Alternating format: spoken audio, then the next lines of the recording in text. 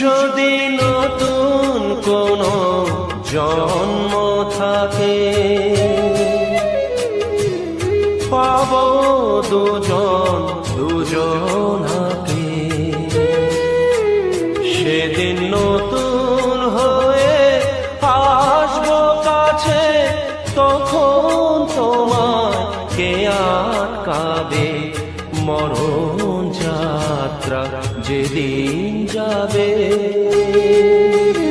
তোমার বাড়ির সামনে দিয়ে আমার মরণ যাত্রা যেদিন যাবে, মরণ যাত্রা যেদিন যাবে।